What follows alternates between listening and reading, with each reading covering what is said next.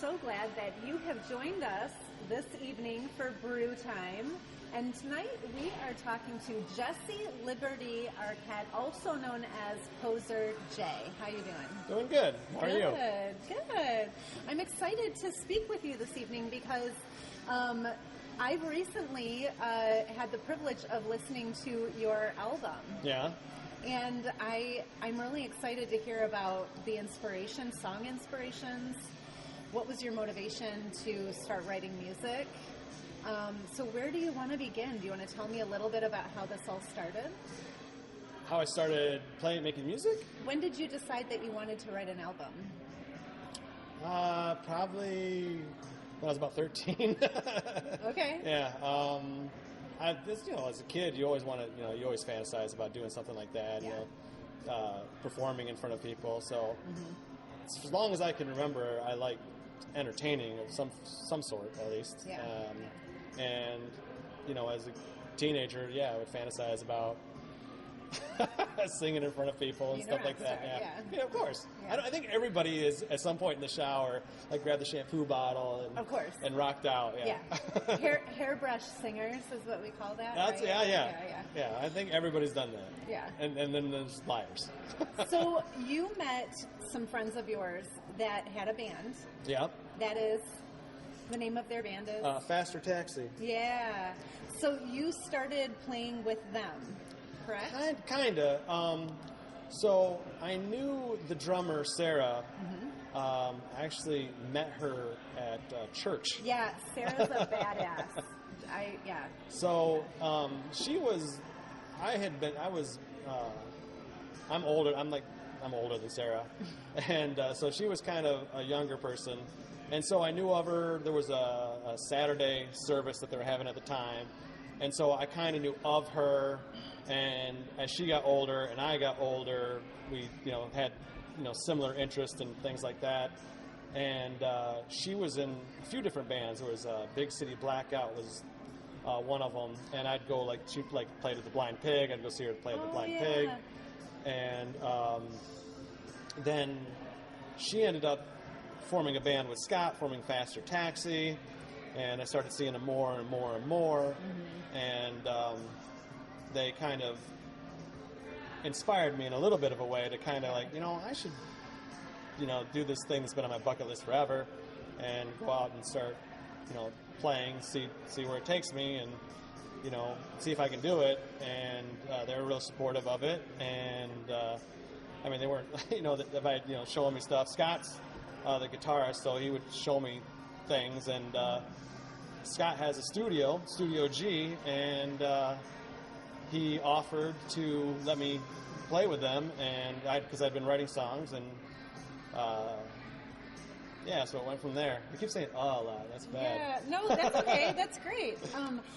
So you played with them for the first time when you had your first public performance.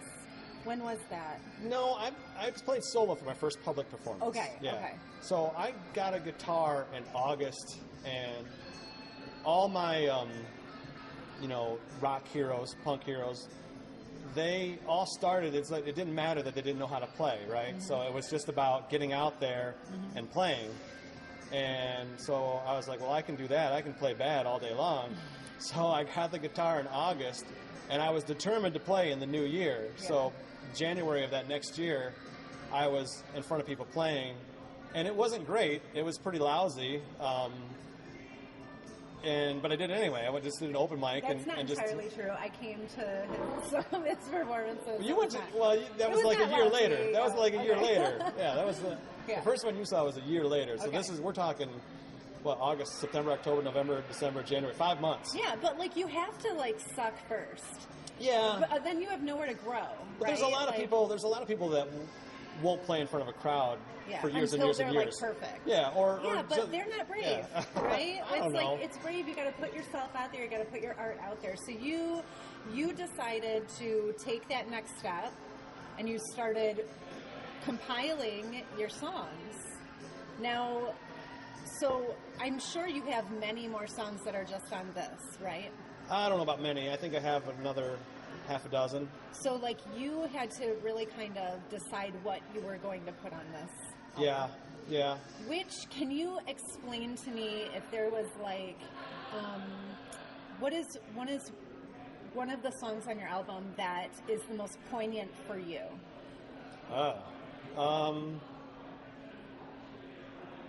Poignant. Poignant right now in society that people... Cheat. Oh, fake news, obviously. Yeah. It's like feeding it to you. Yeah. So your song Fake News, when did you write that? During the pandemic, well, when we were all locked down here in Michigan. So, so I had a lot of extra time during the lockdown. I wrote half that album during lockdown. Okay. Yeah. Yeah. So what was it they were saying? There was all these stories about these great geniuses that would take these times of tragedy when they were locked away and come up with like the greatest scientific theory or the greatest songs or whatever. Yeah. And I was like, well, I'll try. Yeah. What else am I going to do? So I wrote a lot of songs. So after you did that, you started putting together your compilation of songs. Yeah. And a lot of them are, I mean, it's a very diverse, I think, Yeah. themes are in here. Yeah. Can you tell me another song, maybe like something that resonated with you the most in a way that you were like, because artists, you that is your spirit extended. So what is one of the songs that really resonates with, like, this is a true piece of Poser J? Probably You're a Poser. Yeah. So. What? Okay. Tell me your inspiration for writing that song, because I know what my interpretation of it is. It's funny because I've gotten some interpretations from that, but it's what it is. What it is. It's just a story of what happened. So it's dangerous, and I'm not calling myself punk. It's dangerous to call yourself punk. Yeah. Because you can't live up to that. It's not that title. Nobody's cool enough. No one's cool enough. No one can be that. Yeah. The ones that died of heroin. Seems there are others, but it's hard and to stage of those such strong convictions, and the music, it's hard to and I didn't want to limit myself musically either. I mean, punk is what I love. Yeah. But there's lots of other great forms of music out there, and I'm not closed off to that. But the story, sorry, I'm digressing. The story is just simply someone who knew me when I was younger and who I grew up with. And see, I grew up in a small town. There's 400 people. Today, there's 400 people in this town. And that's it. There's a class of 56 kids, which was 3 towns. The school was for the 3 towns. Mm-hmm. And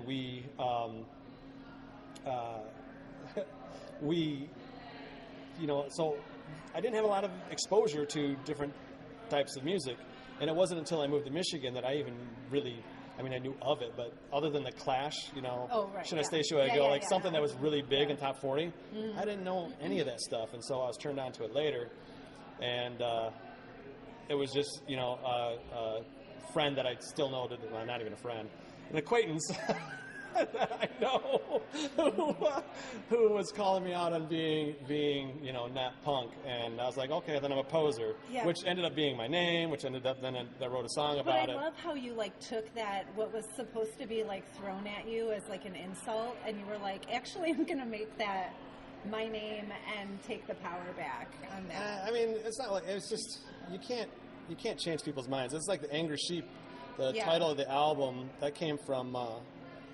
A lot of the politics today, and I'm thinking, what a bunch of sheep. And then the sheep go, you're sheep. Yeah. And you're like, oh. That's the thing. So I guess I'm an angry sheep. Yeah. When I heard Poser, you're a poser, I was thrown back into high school. I'm not kidding. I was like, oh my gosh, that was every single insecure person that was jealous of you trying to reinvent yourself. Well, yeah. And try and explore who you really were as a person. And if you didn't stay the same or how they were comfortable with you staying, you're a poser, and they dismissed you. Right. So I I mean, I love the dynamics in that song. I think that it's really powerful, and it really kind of envelops like a lot of different emotion toward what that word means and what it could mean to you. I mean, honestly, I think if you really think about it, everybody's a poser. Everybody's putting on airs to somebody, to somebody, to someplace, somewhere. Right. Everybody's, sucked in their gut, like Instagram, the highlight reel. Yeah. Like it's your highlight reel on Facebook. You're only showing the best things about what's going on. Yeah. So it's everybody puts on airs, and the ones that claim they don't are probably again lying. I mean, Okay, so which song do you think teenage Poser J would have connected to the most? All right, so pre-New York or post-New York? It's a very different teenage. Right. It was different experiences. Give me both. I'm gonna cheat and I'm gonna look at my list here. Yeah, do it. So New York.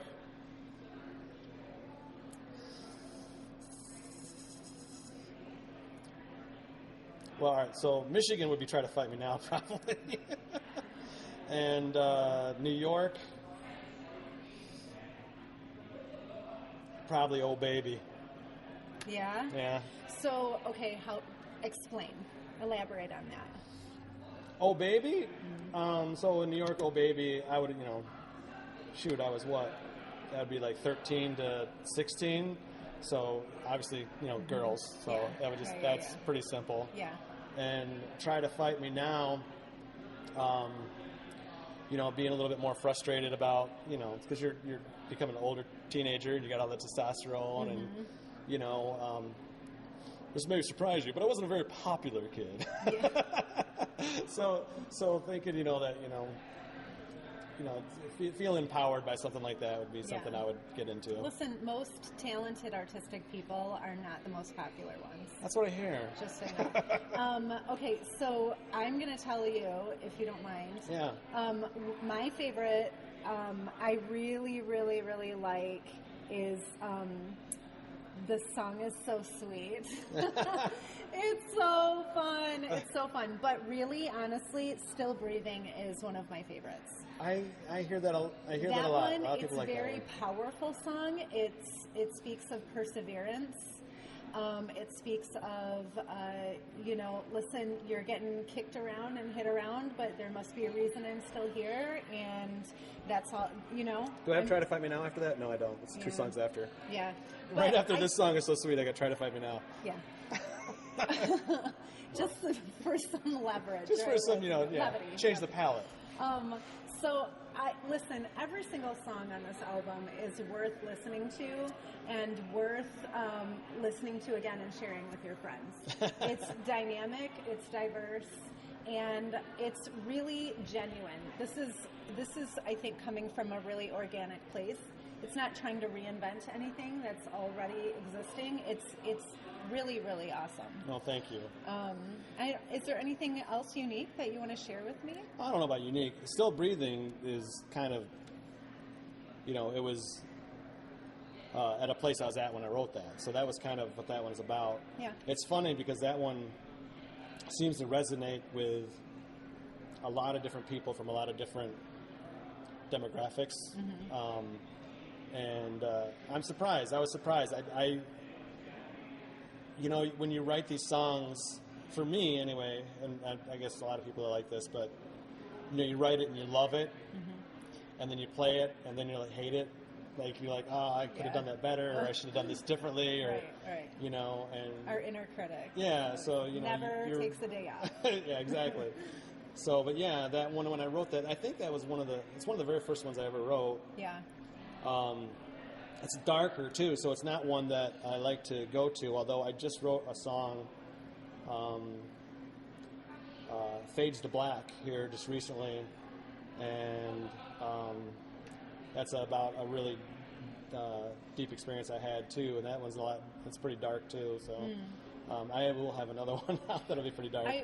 Listen, the most impactful stuff is the dark stuff. Tends to be, I guess. And you know why? It's because people relate to it. Yeah, unfortunately. Yeah. Yeah, the real nitty-gritty stuff is what people relate to. Be real. Like, I was just going to make a joke about poser. Yeah, I have to say that I have known you for well over a decade. That makes us sound old. And I mean, it's only been like 4 years. A decade's like a blink, but I mean, no, but like really, I mean, 15 years at least. Yeah, it's been a. Yeah, and I always judge how long we've known each other by about like how old Ronnie is. They're like, oh yeah, Because Ronnie was what, like 6 or 7. Oh yeah. She's what, 21 now? I can't. Don't. So that'd be what, 14 years, 15 years? Yeah, That's terrible. What my last question is this: is the song Alyssa about Alyssa Milano? Oh yeah, no. What? I thought in your like 80s heart. Like, I had a poster of Alyssa Milano on my wall as a kid. Listen, I had a poster of Alyssa Milano. I got the song. I was like, this has got to be about Alyssa Milano. This has got to be a teenage boy. I had 2 posters when I was a kid. I had Alyssa Milano and Christina Applegate. Oh, okay. Yeah, so yeah. I was married with children and Who's the Boss. I had Alyssa Milano, and I also had 21 Jump Street Johnny Depp, and those were my posters. Yeah, the 2 that I liked the most. But yeah. So that song is, it's an unhealthy relationship, right? Yeah. So the guy, or me, or whoever's singing the song, it's just about this fantasizing and then obsessing about, and then kind of being led on, and then feeling foolish and stupid, and the rejection and all that kind of stuff. But the name, actually, I tried different names when I was writing it, and I got the name Alyssa from the movie Chasing Amy. Oh my So gosh! I got it from that movie. That's a classic too. Yeah. So that's where I got the name. I was like, I like that name. Yeah. And it fit the syllables that I wanted for the song. So that's where I got in there. I love it. Well, thank you so much for talking with me. Thank you. And thanks for this music. Thanks for putting your art and your heart out there. And I know that people just need to turn it on and listen to it. You're going to love it. So. All right. Cheers. Yeah. Cheers. Thanks. Thank you. Thanks for joining us in Brew Time.